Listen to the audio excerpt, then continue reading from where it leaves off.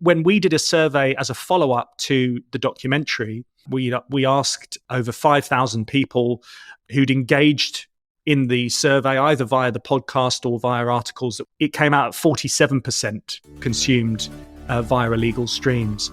And the usual reasons was about cost and convenience and be able to access 3 p.m. kickoffs. But I think also in amongst it and within the course of the documentary, just feeling disconnected from the game.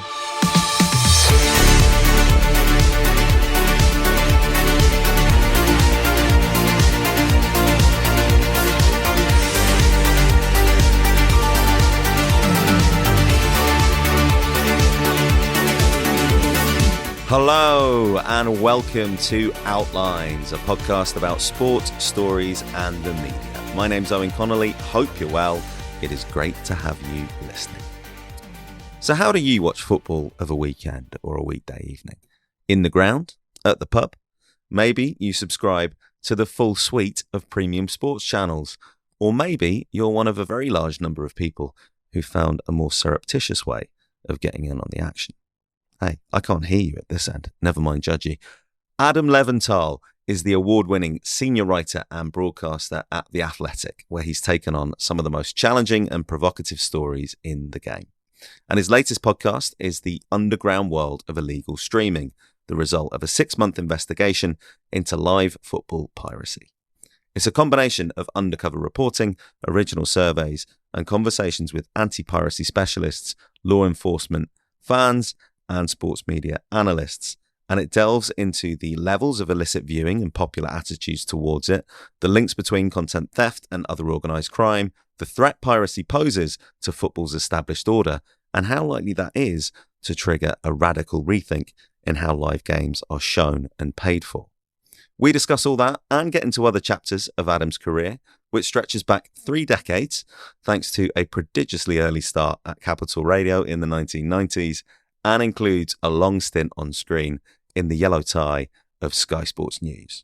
He reflects on the changes in his working life and the industry in that time, talking through various disciplines of everything from audio editing to field reporting and the view from the anchor's chair. All that lies ahead. Before then, once again, if you're enjoying the podcast, then please do help spread the word. Usual steps: subscribe, rate, review on your platform of choice. Recommend it to anyone who might be remotely interested. Social media details, as ever, are in the show notes if you want to get involved there. But for now, listen in. It's another really good one. Here is Adam Leventhal.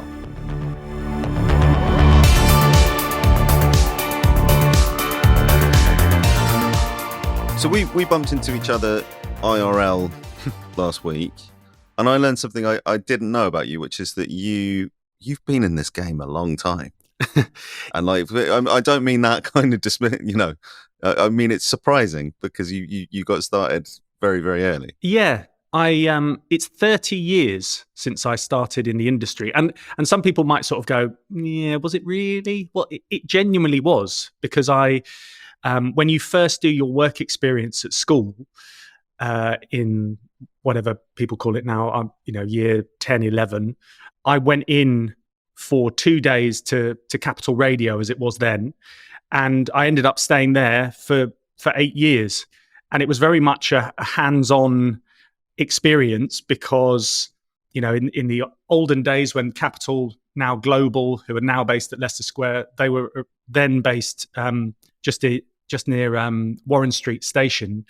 And you'd go in and there would be, Jim Proudfoot, all these names I'll lead on to, but, some of these names might be familiar to your listeners. Jim Proudfoot was there on a reel-to-reel machine, cutting the tape for the package that he was making for that evening. Dave Clark, who, went on to Sky Sports as Jim did as well. He's now on TalkSport. He'd be doing the same over the other side of the office. Jonathan Pearce would be there, Steve Wilson would be there, Rob Watton would be there, Julian Waters. So all of these guys that I sort of initially saw, some I would then go on and work with at Sky a little bit later on. So yeah, I started doing that production side when I was 15, and I stayed there and very soon was doing on-air stuff when I was about sort of 16, 17. Wow. We then moved to Leicester Square, and then worked there all the way through university as well. I was lucky enough to sort of be given an ISDN box and all the equipment to do reports every weekend at university when I was in Nottingham. So I'd be sent off all around the country, just sort of learning the trade of doing football reporting. And that's where it all started. And, it also makes me appreciate that from the age of 15, pretty much every weekend was based around football, and it's slightly different now. So that's why I've got a sort of an appreciation of the hard work that people do at antisocial times as well in this industry. Yeah, for sure. I was going to say, you did your 2 weeks work experience. You did go back to school before the 8 years started. Yeah, exactly. No, but I it was very much something that I just went every Saturday, and I was playing football in the morning for my school. I'd sort of put my trousers back on, muddy knees, head into town, and I would spend the day at Capital on Capital Gold Sports Time, which started at 12 and then went on until 6 o'clock, and then I get the tube home. And but I was working at the weekend. My first paycheck was £15 for a Saturday. So yeah, it was small fry then, but it was a stepping stone. Well, this is Capital Gold, and it will go way over the heads of anyone who's not from the kind of Greater London area and didn't live there in the 90s. But Capital Gold was a huge part of London football at that time, and Jonathan Pearson was a very distinctive fixture on people's radios. But we would drive around. Well, my dad at the weekends, wherever we were going, Capital Gold would be on the radio, and you'd be catching up with whichever game was on. And as you say, in that era, it wasn't the sort of concertinaed schedule where you've got games from Friday through Saturday lunchtime all the way through to Sunday evening, Monday evening.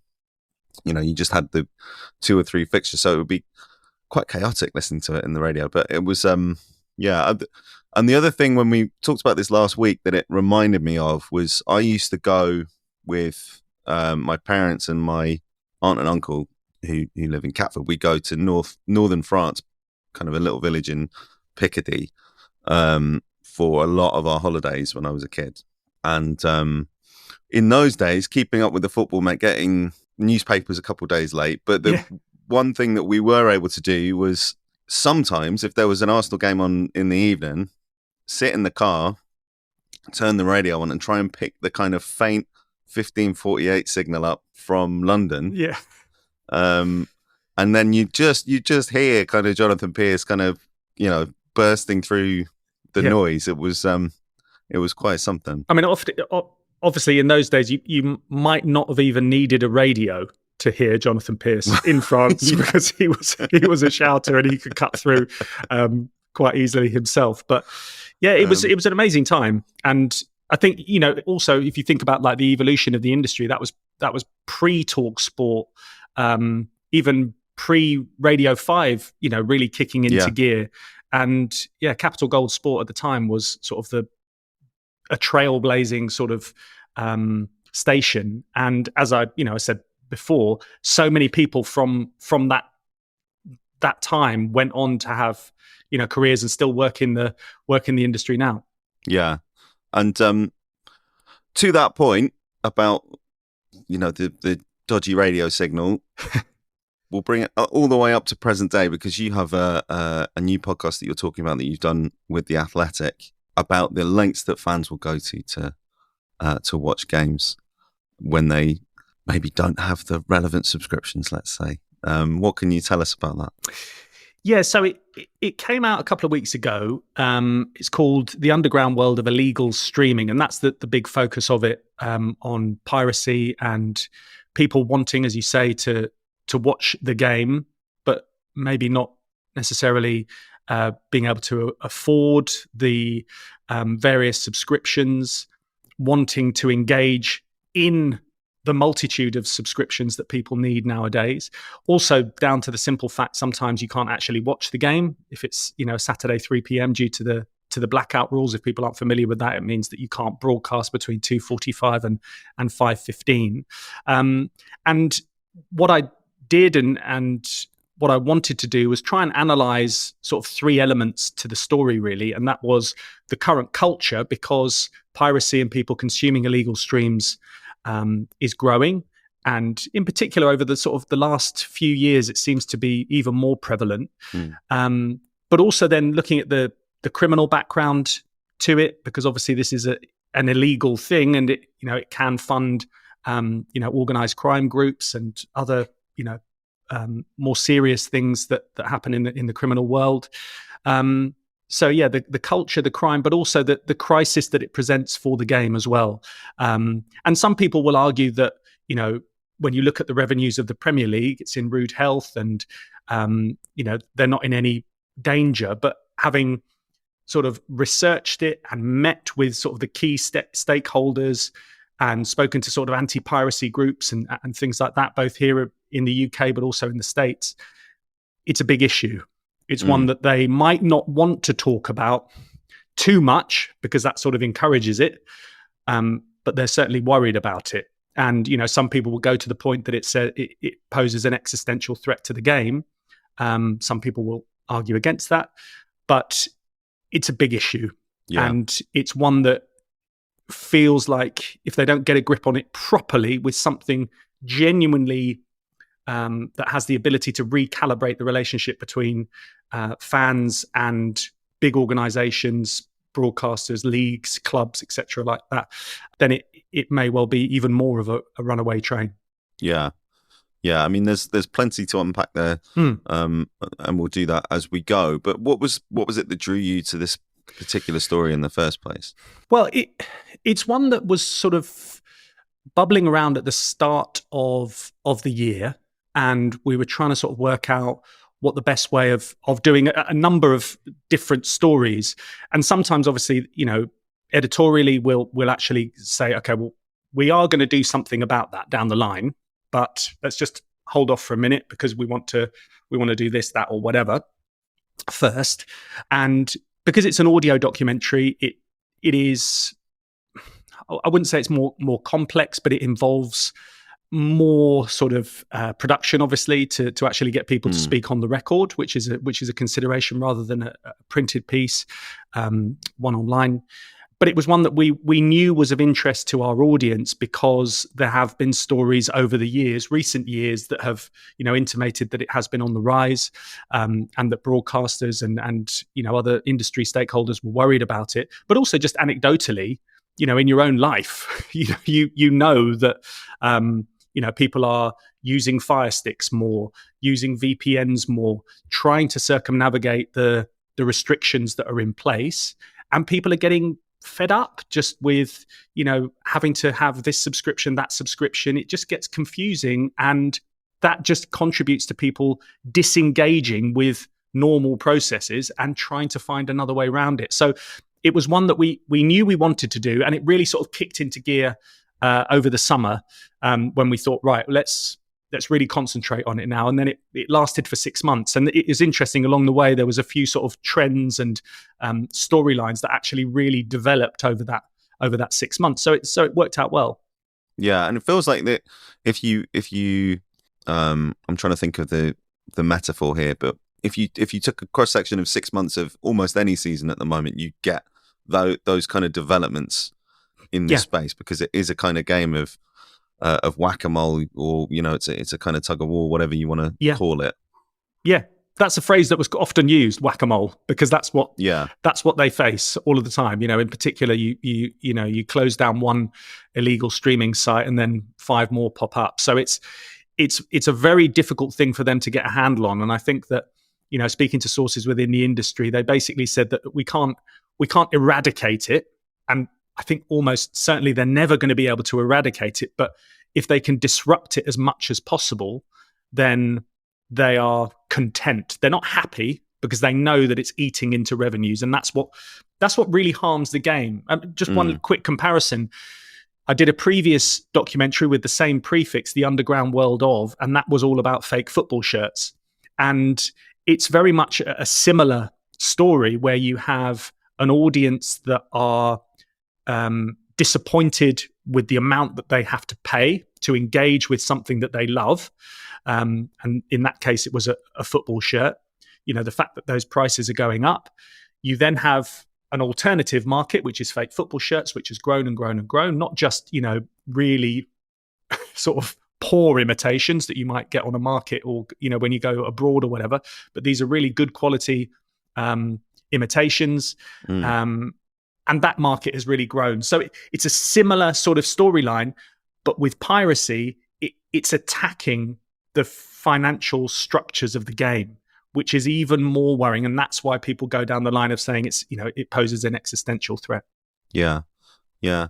Those two stories are interesting in that it hints at something that's deeper. This isn't just a crime that is just trying to skim off the top. It's a crime that the prevalence of it and some of the attitudes around it, and I've seen data recently about kind of social attitudes towards piracy. I can't share because it will come out in time, but the kind of fatalism about piracy, at the very least, suggests that this is a structural problem as much as it's just a vulnerability to this particular line of theft. Yeah. And in the process of the documentary, we did our own research, and it was interesting, sort of the contrast in the market research data that we got back. And this may well speak to what you've heard as well. I'm not expecting to extract it from you, but I can tell you what we have. In the actual documentary, we had a commission poll from YouGov Sport, and they said that 9% of the UK adult population had consumed illegal streams in the last 6 months. And that was from a representative sample of 2,000 UK adults. But also on top of that, there was another 9% that had said that they were either unsure or preferred not to say. So you could sort of put that in the broader UK population at potentially, as much as 18% or, around 10, 15% or whatever you'd like to sort of view that additional 9 as. And then when we did a survey as a follow-up to the documentary, it was even more sort of overwhelming than that. We asked over 5,000 people who'd engaged in the survey, either via the podcast or via articles that we put accompanying the release of the documentary on The Athletic. And it came out at 47% consumed via illegal streams. And the usual reasons, nothing was different in the research. It was about cost and convenience and be able to access 3 p.m. kickoffs. But I think also in amongst it and within the course of the documentary, speaking to people, just feeling disconnected from the game, sticking 2 fingers up to the man, basically, and just saying, look, football's getting so far away from where it was. And look, there's an argument to be had about whether people should expect to be able to get something for free, ultimately, or feel that it should only be at a price point that they want. And that is an argument that people sort of, you do go, well, you wouldn't necessarily just go into a shop, see a Mars bar and go, I want that, I'm going to take it, and I'll see you later. No, I deserve it. I deserve to eat that chocolate bar. So it's a similar argument, but because you're also dealing with generational shifts in terms of how people engage in media, how they engage in content, then there is more of an expectation that I can get what I want when I want it. And that's obviously also bleeding into the piracy debate as well. So I found it fascinating and also really interesting to not really have to scratch the surface too much to actually speak to people about their habits. So I went to Wembley prior to the international that they had in the last international break against Wales. And I just stood on old school Wembley Way, whatever it's called, Olympic Way now, and bumped into plenty of people that were very happy to speak about their habits and why they did it. And sort of generationally, 25-year-olds saying, look, no one that I know doesn't have a Fire Stick. And that can be a catch-all phrase for all sorts of IPTV devices and things that you plug into your TV. And I just found it really interesting that, yes, younger generation, but also there was a father and a son. Father probably in his sort of 50s, 60s, son who was in his 30s, and both of them were also very sort of happy, just saying, well, yeah, this is why we do it. And it shows that, and it's mentioned in the documentary about the example with the music industry, they changed. They knew that it was an existential crisis, and they changed. It's just the hurdles that the football industry in particular, making so much money, whether they're willing or able to jump over those hurdles soon enough, will be fascinating, I think. Yeah, and the comparison with shirts is interesting because a lot of what you're talking about there, it's almost what the market is signaling to fans. And in the case of football shirts, there's been this explosion in the number that are available. I had Joey Durso, your former colleague, on the podcast a couple of months ago. Did a great book about it, didn't he? Yeah. Yeah, we were talking about the football shirt market more generally. Yes, there has been this kind of rise in fake shirts, but there's also the market is saying you can choose whether or not you buy this particular shirt. We're not going to release 2 every 2 years. We're going to release 3 every year, and you might like that one, or you might like that one, or that one might go, express something particular about your personality or whatever. But fans are more inclined to see those kind of things as discretionary purchases, I guess, on some level. Whereas the way the whole media industry is constructed around football is that there's this always on thing. Yeah. The idea of, I missed that game, I'll watch the highlights, is not really something kind of people are quite steeped in the same way when there used to be 1 or 2 games a weekend. When it's now somewhere in the world you can watch every Premier League game at any time, and when it's also kind of an always on conversation on social media or through mainstream media sites that do minute by minute updates and all that type of stuff, the feeling that I could just click a couple of links and I'd be in is quite a powerful one, a compelling one to kind of to deny, I suppose. Yeah, and also because it's so easy, it's not the case, with illegal streaming. Maybe when it first started to surface, that you'd have to go and meet a sort of a Dodgy Dave sort of character in the pub, and he was the guy that you got the Fire Stick from, or you'd have to go to your local market and find the dodgy electronics stall and go, have you got, fine. That's not the case anymore, and I found during the course of the documentary, you basically can go on to any online marketplace, search for Fire Sticks, a whole load of WhatsApp numbers will pop up, and you can engage with it without leaving the comfort of your own home, and you can be up and running in no time. And you can then have a platform that gives you all of the games 3 or 4 times over from various different sources, and you're paying maybe as much as £60, but for the year rather than a month. And and I found that quite surprising that it was so easy. I also found it quite interesting, and this is something that I hadn't known about before. I knew that you could access these sort of services before the investigation, but the fact that I was able to learn in the sort of the criminal element to it, the hierarchy of the structures that exist to sell these Fire Sticks and codes and things like that. It's very much like drug dealing. Basically, you have one kingpin, then someone else will go and sell more locally and that sort of stuff. It's basically the same with codes that people are giving out, and you can actually quite easily become a reseller of these services as well. So it just shows how easy it is for the industry to grow. And having then worked and had discussions with people that are working on the anti-piracy side, they're very much aware of it, and that's often how these sort of investigations start.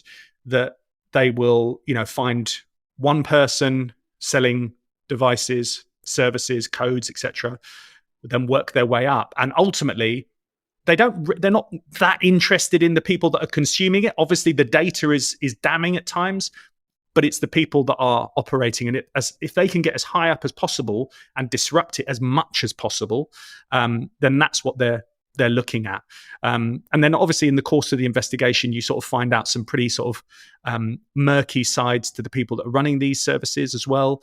And then that bleeds into the debate, which is pushed a lot by the industry, but does have validity. However much, in the course of our survey, people said, I don't worry about cybercrime. I don't worry about funding organized crime. That there are risks of data theft, there's all sorts of problems that can come from malware that's loaded onto your devices and into your home network and all that sort of stuff. So yeah, it's a complex web, and I've spoken about this in the documentary. It was described to me right at the beginning as being like an onion, and you slice through it, and there's just layer after layer, a layer of complexity in this issue, because it's not an easy one to unpick, and it can make you cry as well, because it's very complicated. Yeah. It's funny, your mind went, or your analogy was drug dealing. My mind went straight away to like Tupperware parties and stuff about the reselling. Oh yeah, I'm all edgy, me. I'm all edgy. What was the makeup brand? But I think, but my point is that I think there is, there is a bit of whether it's an education piece or whether it's a framing exercise that anti-piracy groups are trying to engage in, which is, you are funding organized crime. This isn't, the term victimless crime gets applied to stuff like this, and the motivations are understandable why people would feel, there's no harm in it as far as the Premier League is concerned, or they might feel that they can't afford it, basically, or that they're not getting access to games or whatever. These motivations feel small, but the end result can be quite catastrophic, and some of the organizations that are facilitating this at the very top end, are in some quite dark places. Yeah, and I think it's similar with the fake football shirts, that it's sort of seen as a low risk, high reward crime that can feed into greater criminality. So they sort of see it as an easy revenue stream. With fake shirts and fake counterfeit products, there was whole areas, of the country, and there was famously up in Cheetham Hill near Manchester, a whole area that was basically just selling counterfeits, not simply fake football shirts, although there were a lot of them, and that was funding greater criminality. But the problem is, I'll tell you two things about this, from the research that we had in a moment. But basically, having interacted with people on this topic and put stories out there that are coming from the industry and highlighting it doesn't cut through. The criminal background to it doesn't cut through, really, on the whole, broadly speaking. As I said before, I think it was 70% of people said, does the connection to cybercrime worry you? No. Does the connections to organized crime? Again, 70% no. So I found that, it didn't surprise me after doing the fake football shirts one, because people do see it as a victimless crime. And I just think that the way that the industry is trying to make people aware of that isn't really working. Yeah. And what that suggests to me is that what they need to do is take a completely different approach, which is, we are going to change because we understand that the direction of travel, although some people within the industry will say that it's not as bad as people are making out, and that's fine. The direction of travel is in alternative streams, and that's what they need to get hold of. And someone needs to sort of try and draw a line in the sand and say, we are making this change because we realize that this is happening. And just going back to shirts, an example that came to my mind, and I was in Lisbon speaking at Web Summit, and we did a live podcast there with one representative from the illegal streaming documentary, and then one from the fake football shirts, and he was sort of explaining to me, and you may well know this already, but how Nike are the sole supplier of shirts in NFL, for example. So they've signed a massive deal with NFL, and they've always all of the jerseys are all made by Nike. Although people love their brands, their different designs, and all that sort of stuff, it would be great to see the Premier League, for example, signing a big deal just with one or two, let's say, I don't know, whatever.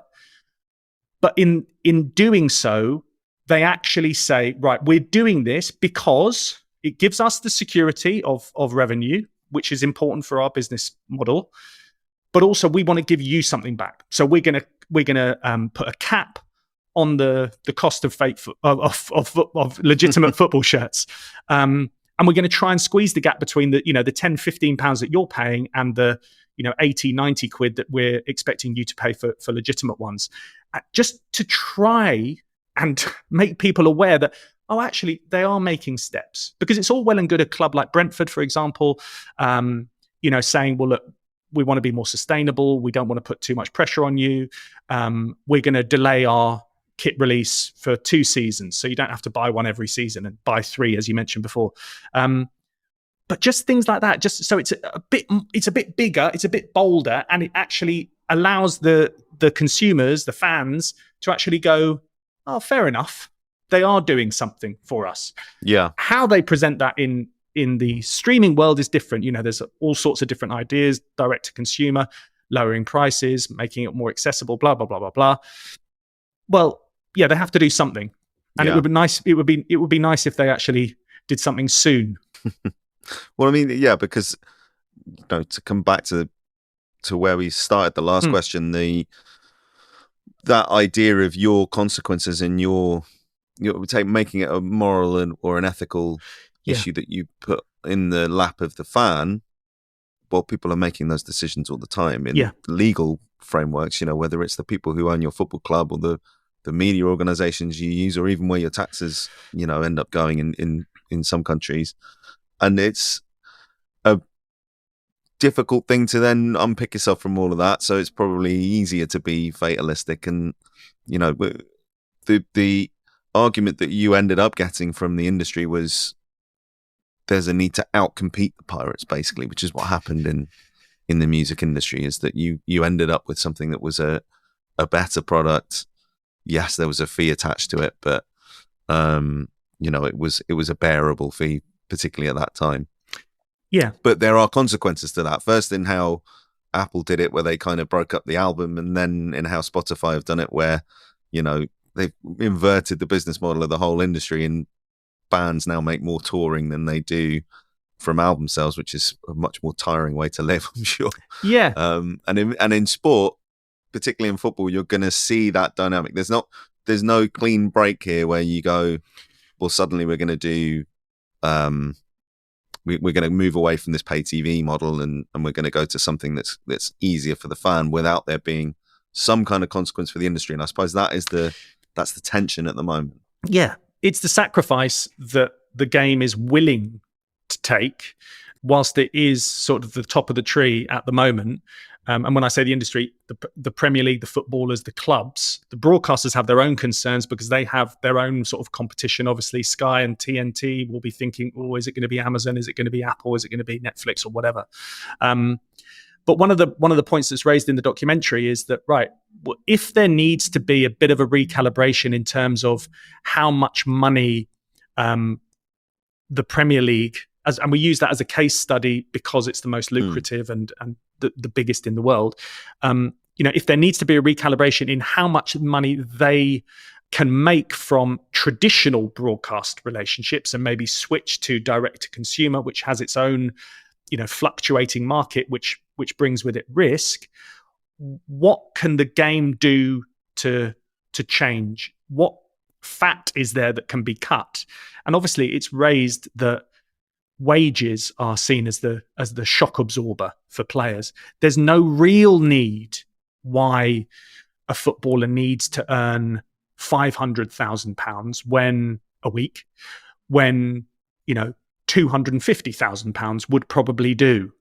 And at the same time, you will then have top players within the game saying, well, we're being stretched to our outer limits in terms of how we can perform, because we're being asked to play in in all sorts of different competitions, but we're also being asked to play at all different times because of broadcast, and new competitions are being placed into the calendar, like the Club World Cup, and that's being done so that can be monetized as well. So there's that tension within the game, but also there is that sort of definition of football, and obviously, beyond it just being called the beautiful game, it's big business, and businessmen aren't sort of that predisposed to going, oh yeah, we'll just make less money.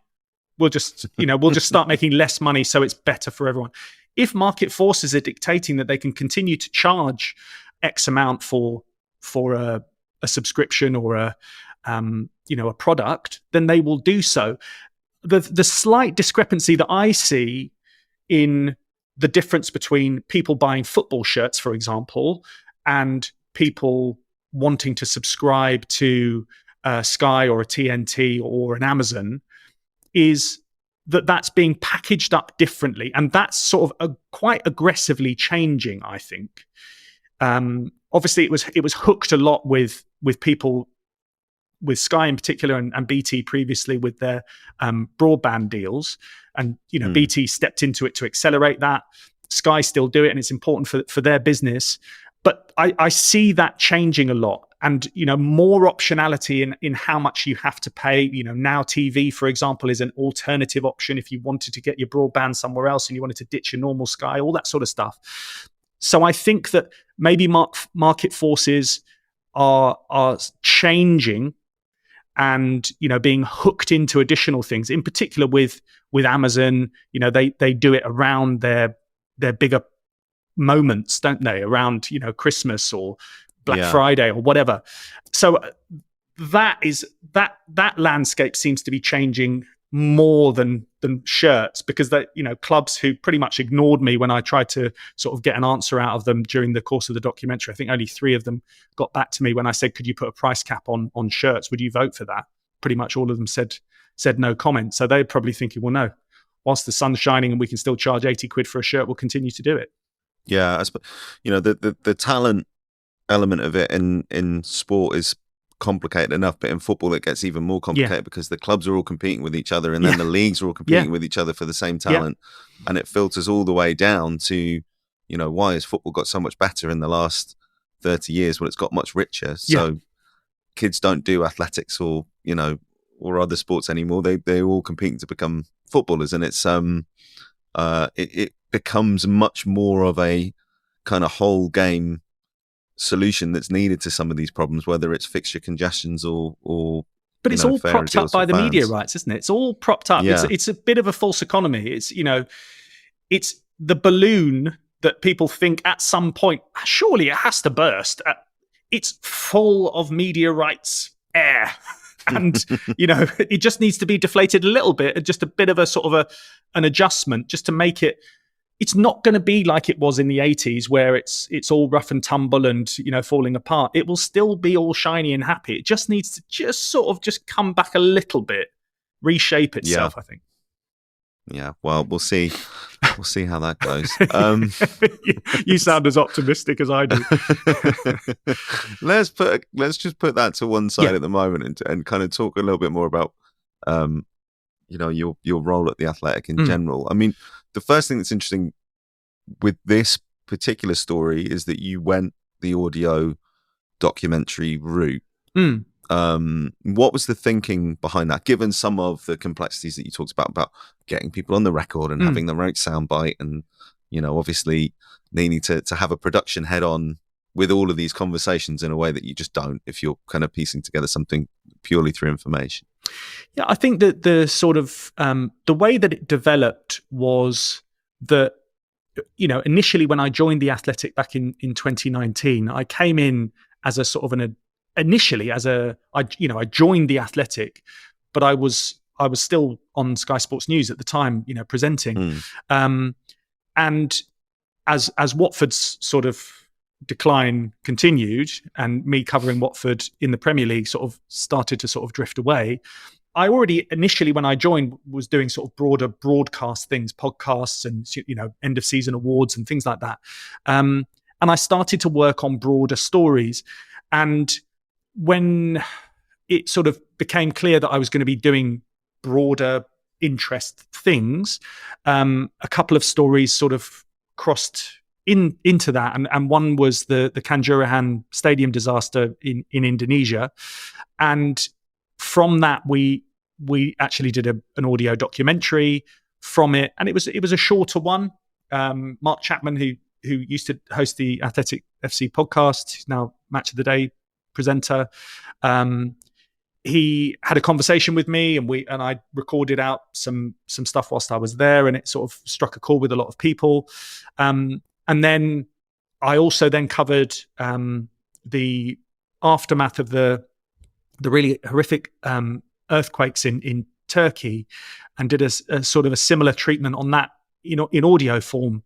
And I think that it just sort of gradually moved in that direction, that I was going to, yes, work on different stories, broader, more sort of global stories, maybe sometimes some more challenging stories in terms of the subject matter.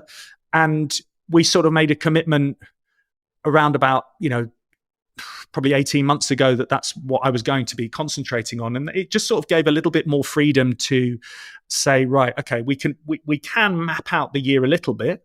There will be little offshoots where I say, right, okay, well, we're going to go and cover, for example, right at the beginning when we started, we did a story about Sudan, football and the forgotten war, about the situation in Sudan, but the fact that their football team was doing very well. And then there was another stadium disaster with sort of similar trends, worryingly, to the Kanjuruhan stadium disaster in Indonesia that occurred in Guinea. And I went over to Guinea and covered that story. And it was a horrible story to cover, but actually, getting there was challenging. Actually, being allowed into the country was challenging, but being able to tell that story was something that I think was important to do, because not that many other people did. And I'm not criticizing them. It's just that we made a commitment to go and do it. So long story short, it's trying to sort of find the stories that are going to strike a chord with an audience, be that a human emotional story or one that is broader reach about a big topic that a lot of people are talking about, and are concerned about, worried about, angry about, and trying to cover it in as best way as possible. And due to my experience previously, in radio and then in TV, so broadcast, that's naturally where I was able to go. But then also at the same time, underpinning it with, your usual journalistic rigor that you would put into a written piece, but just doing it in audio form, because that you will be also producing accompanying articles to that documentary as well. Yeah. Okay. Well, more to come from there, I'm sure. Let's talk about one of those different places, because I think it'd be remiss while I've got you not to get onto some of the on-screen time that you've had. And I think a lot of people would remember you best, or you'd be most familiar for your time at Sky Sports News. Sky Sports News and the Sports Pro Live conferences of 2019, of course, or thereabouts. But what did you enjoy most about Sky Sports News? Because that was also, it's not just a different kind of brand, but in some respects, a media organization that was doing something different that reflected consumption and that era and the things that people were focused on, and the places people went to follow certain stories. Yeah, so I joined Sky Sports News in 2003, after I'd left Capital, and I mean, my journey there was very much starting as a reporter, doing all sorts of different things. So, and I think that was actually really helpful to me later on when I became a presenter. But my reporting sort of development, one was being on TV regularly. Obviously, I had done some TV at university, but I'd been predominantly working in radio, and I'd only had 1 year out of university working in the industry, and then joined Sky. So the next sort of step for me was then adding a sort of a different string to my bow, and that was covering cricket for 5 years. And included within that was working and traveling at the same time, and working in different countries. That added all sorts of different complexity. But I think also, and it's not something that I would say it just happened, but I did sort of enjoy the challenge of stepping into stories that, like I was saying before, bigger stories, news stories that stepped into sport and they became bigger. So, for example, I was at the World Cup in 2007 when the Pakistan coach Bob Woolmer died, and there was all sorts of investigations around that at the time, as to what had happened, and that very quickly became an international sort of story. So, I was covering that in Jamaica at the time. Then a year later, there was a terrorist attack in India when I was there, and they'd attacked the hotel that we had just previously been in, and we were going to be going to, and we had to then cover the England cricket team and also the disaster that was ongoing when we were there. So I think that sort of experience of covering news stories helped my development. And then also when I was on air, moving into presenting in sort of 2010, it also helped me know what the reporters were going through what that I was speaking to, but also then being able to sort of add, hopefully, my journalistic approach to the coverage that we were presenting when we were on air on Sky Sports News. And look, we were also promoting a lot of the coverage that we had of the Premier League and all sorts of different sports. So having the experience of speaking to all sorts of different people coming into the studio, I think was really helpful. And obviously you had, transfer deadline day and yellow ties and all the sort of fun and weird things that happen on transfer deadline day, which I don't necessarily need to mention now. But yeah, it was an interesting journey. But it was different. It was also different as well, going from the journalistic side, covering things in the field, to then covering things that were live and, a bit more on the surface level, because that's the nature of rolling news, that you have to shift from, right, what's the latest in the cricket? Right, we're now going to the golf. Oh, now we've got a guest in the studio. We're doing this, we're doing that. You're on there for five or 6 hours sometimes, sitting there, which is also a challenge physically and mentally to sort of stay switched on. So yeah, it was an incredible experience, and I was there in the end for 16 years. And I did pop back a year and a half ago and did some more presenting as well. So yeah, it's something that it was funny when I went back. I did think, right, I've not done this for 4 years. What if I can't? I've got an earpiece in, auto cue, and all this. What happened? Well, what if I just can't do it anymore? What happens? But thankfully, it was literally like riding a bike, and it's weird. You just sort of, it's something that you've learnt. It's sort of within you, and then if something happened in the future and I was able to go and do something else again, then great. But yeah, it was. It's been an interesting journey, I'd say. Yeah, absolutely. Just on that point, I mean, there's various things to pick up from there, but we're running a little low on time. But on that point about being in the anchor's chair and knowing what the reporter is going through, I mean, mercifully, there's not that many occasions when you're sitting at the desk at Sky Sports News and you get the kind of gravity of stories that you were talking about in Jamaica and Mumbai. But even when it's just a story that's happening quickly, yeah, what are some of the things that you as an anchor are thinking about the reporter's thought processes and the way that they're going to be able to unpack information on the fly that you kind of default to there? Yeah, I think that, even just thinking, right, well, look, we know that there's something going on behind you, or you're in a difficult situation, or you're, there's going to be a coach arriving with the England team or whatever. Almost being able to help, and look, the reporters themselves will also be able to dictate that. It's not me that would tell them what to do. They will also know because they're experienced. But almost being able to sort of be on the same page as them and say, well, look, why don't you just step out of vision for a moment and just show us the pictures? Because that often for a reporter is actually quite a nice thing to do, because it sounds pretty basic, But when you're on TV and you're facing this way, Yep. you can't see what's going on there. I mean, Chris Kamara was famous for that on Soccer Saturday, famously and funnily. But often if I say, I'm able to say to them, well, look, you can just step out of vision and move that way, they can also be facing that way and see exactly what's going on. So I think just little things like that, and also knowing, if answers to you are getting short because they've got something that's coming up, not to ask them a really long-winded question that's going to make, put them under pressure to actually get somewhere else or whatever. But yeah, I think it certainly helped me.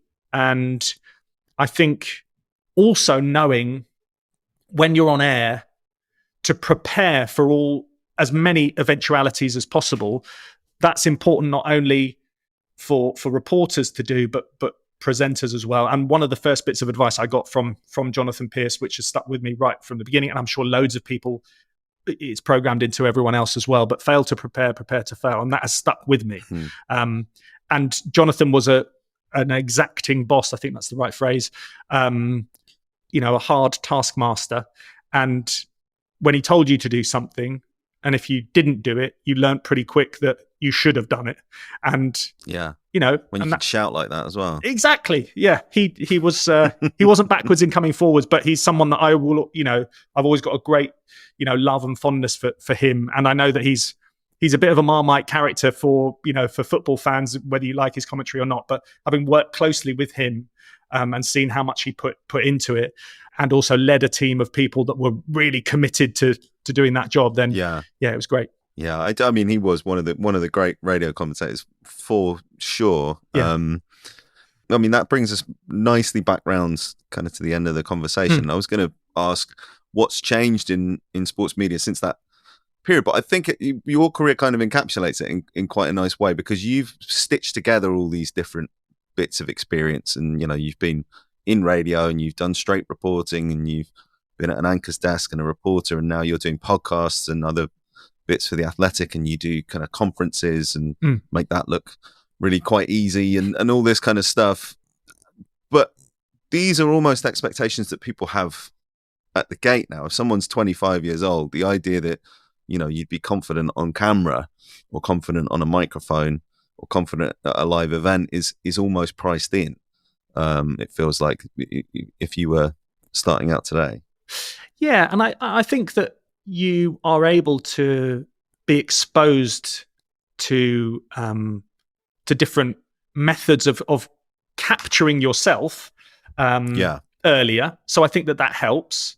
I think that the way that we consume media and the way that we are talked at by people on a constant basis, be that someone who's just a normal person telling you about what they're doing, and it's effectively inconsequential, but you are actually really keen to find out what's going on, is another change. I mean, in terms of sort of internally within the industry, it has been a really interesting path from my point of view, and I mentioned it earlier on, going from, analog editing of audio, literal, reel-to-reel machines, which when I say it, people go, right, that sounds like a complete otherworldly sort of situation. But the rudiments of sort of negotiating your way around the sound and what that means and how it looks happened during my career. So, going from a reel-to-reel machine, and then very quickly, sort of when we moved from Warren Street to Leicester Square, must have been sort of 97, 98, I think it was. We then went into obviously digital editing and seeing that audio sound in waveform. And obviously that is par for the course for everyone now. But it's something that's always stuck with me because it was one of the first things that I learned. And being able to now do that myself, obviously I work with great producers and executive producers here at The Athletic in terms of, audio and sound design and stuff. But being able to do all of those things, I think, is really important. Sometimes, there's a desire for people to go, right, I want to be a presenter straight away, or I want to be on screen, or I can do this and I will do it straight away and I must do it. Yes, there's great opportunities for people to become their own channel effectively, but having the rudiments of very, varying degrees of different things that encompass the media industry, I think is also really important.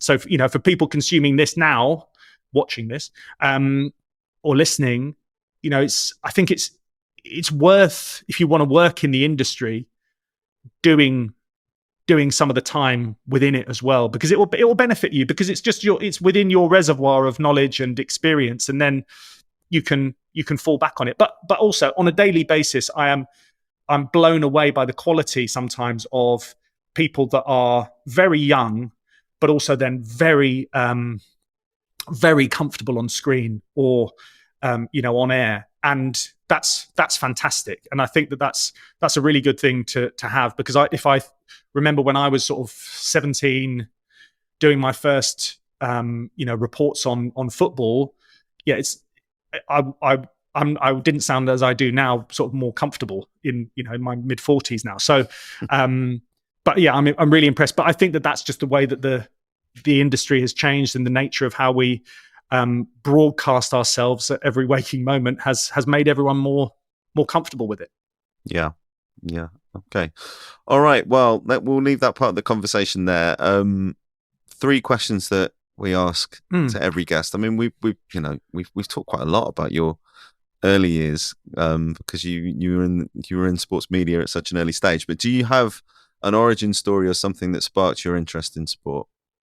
I think that my sort of love of football, which has stuck with me. Many people will have that, coming from the traditional sort of male side of it. My dad wasn't into football. My footballing allegiance came from my mum and her family, and just going to Watford from a very young age, and being into football, playing with my granddad. It's all pretty sort of regulation stuff. But yeah, that's how it all started. And then I also have my mum to thank for actually making a call to someone that she knew that worked at Capital, and it just coincided that he can come in, but if he does come in, he's just got to get on with it, because they're not going to just sort of they're not going to look after him. You're just going to have to be useful, and that's basically what I was able to do. So yeah, that's the origin, really. Yeah. What's your favorite piece of sports storytelling? I think that, on different sort of platforms, some of the best audio storytelling, I think, probably came from Jonathan Pearce at times, on the radio, like England Argentina back in '98. That game I was editing on the reel-to-reel machines, which I keep banging on about. But in terms of a drama unfolding in your ears was incredible, and obviously people were watching on the TV as well. But I thought he was fantastic. I think the sports storytelling. One book that came to mind actually was A Boy in the Water by Tom Gregory, which was back in 2018 about a kid, and that was Tom Gregory, 11 years old, swimming the channel. And just like the challenge of doing that as a kid, and his relationship with his coach, and just it was such a poignant story. And I think that sort of gets to what I think is so important and so interesting, is that sort of the human challenge of being a sports person, especially in the individual sports. In cycling, I think you get some fantastic stories, and in the Olympic sports where it's sort of you haven't got the support. It's very much you're sort of, it's you on your own in the tough conditions, and you're having to sort of just do it and fight for your own. You're not getting supported by a team and all this, being looked after. And I just think that some of the individual pieces of storytelling that are out there, particularly in those sort of lesser sports, I think can be really compelling as well. Senna, in terms of a bigger documentary, I think was fantastic. And obviously everything that I've done is brilliant. What's a sports story that you'd like to tell, given how good you are, or see somebody else tell? Yeah, it's a difficult one, this, because there are some stories that I'm sort of working on in the background myself that I'm not quite sure whether I want to talk about. yet, because they're ones that I do actually want to tell. But I think just sort of in general terms, I think that, as I was mentioning earlier on, the story around the next World Cup and how that actually comes together, and all the sort of intricate details of the USA's relationship, not only with the world, but with itself, and also with its near neighbors that it's hosting the World Cup with, I think will be fascinating. And obviously we will be covering that sort of every step of the way on the Athletic. But I think that there will be some stories that come out of the left field, in the run up to that World Cup, that I think will be, almost as interesting, perhaps even as controversial as some of the stories from, the Qatar World Cup, which people were thinking this is totally random, what's going on. I think that, it's so much less predictable, isn't it? What you thought was going to be, I think, as you said earlier, a really stable environment that becomes a much less predictable one. Yeah. Well, with Donald Trump slap bang in the center of it, as we saw at the Club World Cup, literally standing on the stage when everyone was going, what the hell are you doing there?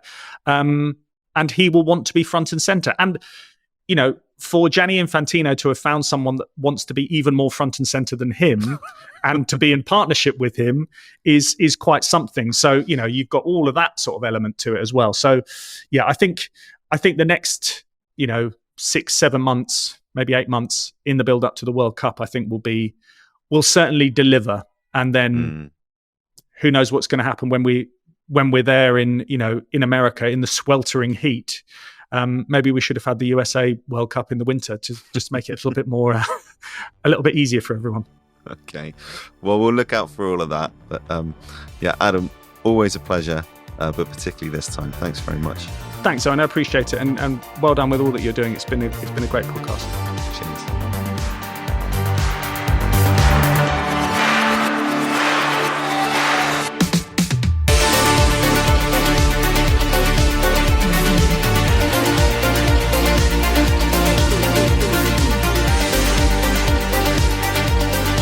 Outlines is an original production from 2640.